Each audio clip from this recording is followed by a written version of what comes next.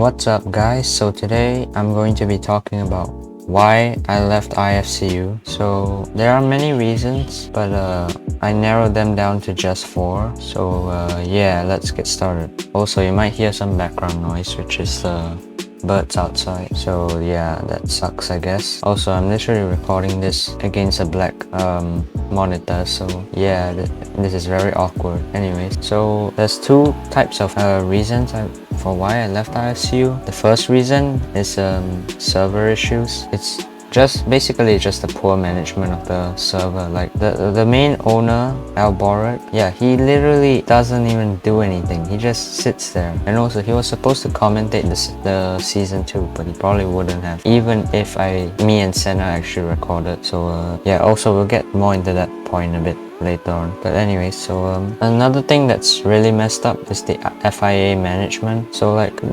back in Greece, they literally okay, so basically this guy called Nacho, he drove straight into the pit exit wall at Greece, you know, the left side turn. I'm gonna put up a clip on screen. So yeah, he literally just straight up crashed into the wall, and he told the FIA, oh, it was a leaderboard glitch. And then the FIA genuinely believed that, or well, yellowed it, but I don't know about the rest of the FIA because there was zero communication. Anyways, so I'm not gonna cancel the FIA too much, but so another thing that was really messed up was actually the timings. Okay, the thing is, I'm not really complaining about it being like 9 p.m, 10 p.m.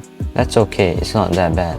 The issue is that, so basically yesterday, the day before when I was recording this, they did a poll whether to change the time of the race, which would be today or the next day. So like, they already confirmed the race time, but for some reason they decided to do a poll again to change the race time, which is so inconsistent because they should be either keeping it or just changing it to that permanently. Like, another thing they could have done was just keep it that way, like 1 p.m. GMT for this weekend only, and then like change it to 2 p.m. for the next weekend. Yeah, so it's just really BS. And also, they literally announced the Australian GP literally like what was it, 2 days or something before the actual race. It's so BS, seriously. They announced it like literally just 3 days before the race, which is very bad for those who need to like let's say you have plans for Saturday, like you want to go out with your friends or something, if you have any, that is. I don't think many of us have friends. Oh well. So yeah, like if you want to go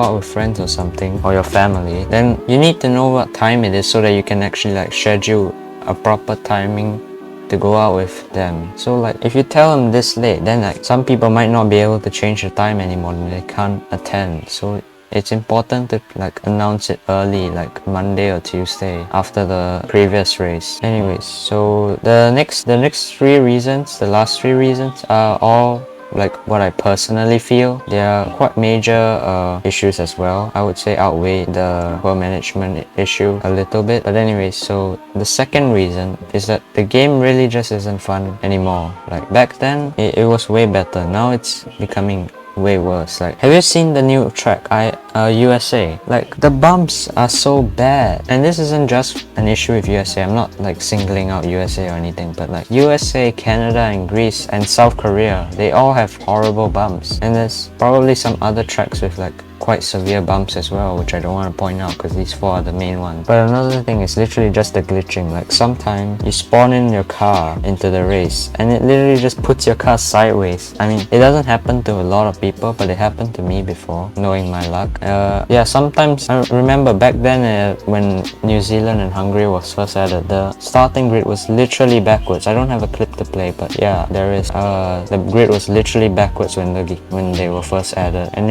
it's so weird. Like, seriously, just, is it that hard to get it right? I mean, obviously I'm not trying to cancel Cash McHugh or anything, but like, yeah, it's just so weird. Why do you like not check for these such massive bugs first? Okay, I know the bumps aren't fully fixable, but like, what is this? Why are the crash animations like so like dramatic? They make you want to crash. This should be a game where you don't want to like actively crash, you know? Like, it should be a game where you're actively trying to drive the car. But for some reason, they decide to make these extravagant crash animations, which just make you want to crash more. And also, this one might sound a bit like crying, but ERS. Yeah, I don't mind the regen button that much, but like, it's literally in between deploy and off. So like, if you don't want to go into regen mode, you might accidentally do it. And sometimes like, wait, I'll roll a clip. So like, basically, if you regen all the way to full and you try to go to deploy, it just doesn't let you. So like, you have to wait for like about 5 to 10 seconds, which